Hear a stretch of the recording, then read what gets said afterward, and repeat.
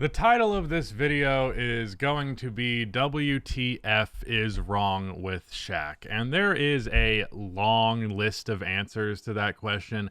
I eventually, and probably in the short term, plan on making a Shaquille O'Neal hater manifesto similar to my Kevin Durant video. Because Shaq is someone who I have hated on for a very long time. I don't feel quite the same level of contempt that I often do for Kevin Durant's, the discussion around Kevin Durant and his career and his legacy. But in terms of players and people as players that I actively dislike Shaq.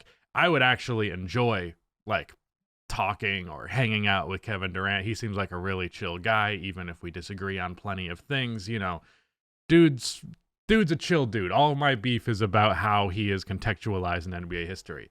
Shaq is a freak. He's a weirdo. I don't like him. He is one of the biggest egos that I have ever seen, which is incredibly ridiculous given that so much of it comes from stuff that is entirely outside of his control. Like being egotistical about being a large man, especially to the extent that he is just silly. I could tell you that because I did it for a while being just 6'3", which is much sillier than if you're 7 feet tall, but you know, you weren't given being 7 feet tall as something that you worked for. You were just given that, and then you dominated everybody, and you were like, wow, these fucking bitches can't handle, you know, why weren't you born 7'2", idiot?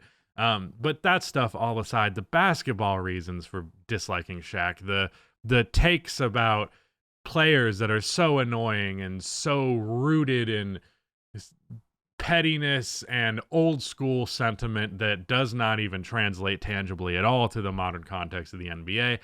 All of that stuff aside, what truly gets me about Shaq is the stories you hear about him as a teammate. This is not the first time we've heard any such story as it relates to Shaq just being a fucking weirdo. There was there was a clip of Gary Payton talking about Shaq in that one interview show where there's a drum set in the background. I don't know what show it is, but it's like such a universal background drop for interviews. Where he's talking about how Shaq would fill a bucket with shit and then dump it on his teammates. But the scat fetish doesn't stop there with Shaq, because Jason Richardson on a pod recently said this. Jay Rich says Shaq once took a teammate's mouthpiece and put it in his butt, then took a toothbrush and stirred it in his butt. And the clip also says, I'm not playing the clip, but the clip also says that he put it in a toilet bowl that was not clean. Not that a clean one would be great, but it's certainly preferred if you're going to put my toothbrush in a toilet bowl. He put a mouthpiece out of his ass. He pulls a mouthpiece out of his ass and puts it in Lou's locker. Then he grabs Lou's toothbrush and stirs it in his expletive. Amundsen unknowingly used the mouthpiece in a game. The whole bench lost it. Lou didn't know what happened until later when we told him Shaq put it in his ass. Matt Barnes then told Lou Amundsen, anything in your locker room has probably been in Shaq's ass. Throw it all away.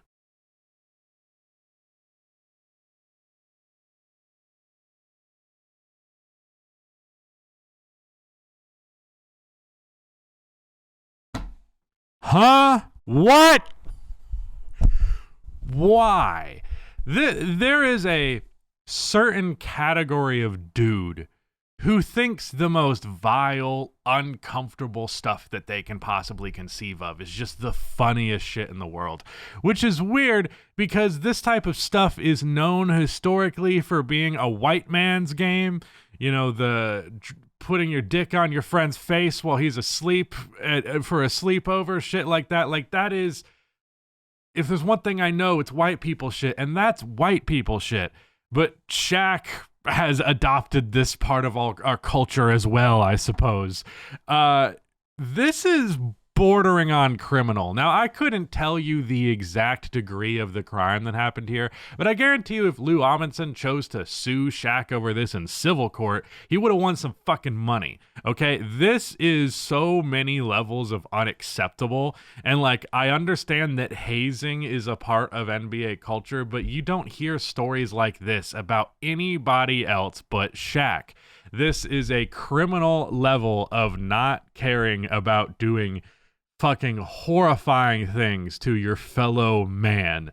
Like a next level of disrespect. And the thing is, like, Gary Payton to an extent, Jason Richardson especially to an extent, shares these stories as though these are endearing, funny, behind-the-scenes moments of the NBA. Like, oh, wait till you hear this story. This shit's horrifying.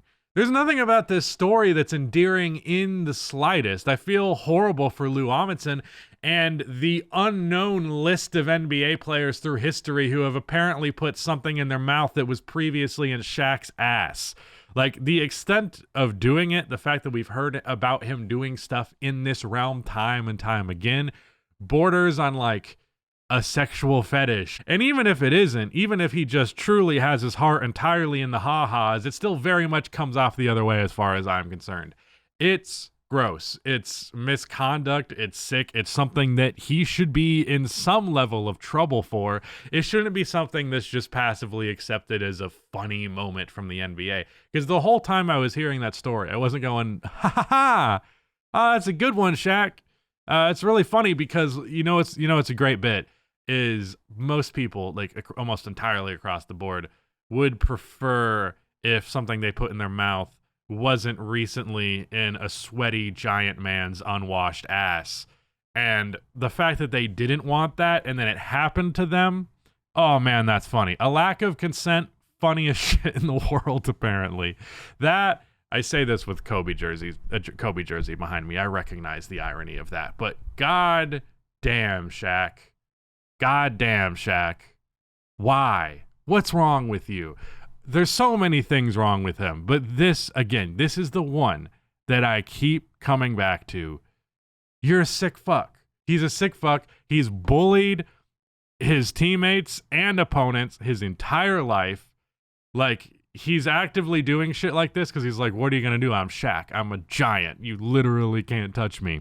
Even if you're Lou Amundsen, who's like 6'8", 6'9", in terms of status, in terms of role on the team, he's always going to win, and he always has won, so he could always get away with bullshit like this, and he could always get away with his bad attitude and his stupid opinions and his belligerence and his insistence upon everybody else hearing his opinion, and it's very rarely come at any consequence to him in his career. Rather, that is his NBA career or his career after the fact, because Shaq hasn't exactly indicated that he's just matured beyond this stupid bullshit. Not that he's doing this in the TNT locker room now, but, the type of humor that he routinely displays is clearly just a level of immature that's like, wow, so you have the same mentality as like a 10-year-old boy.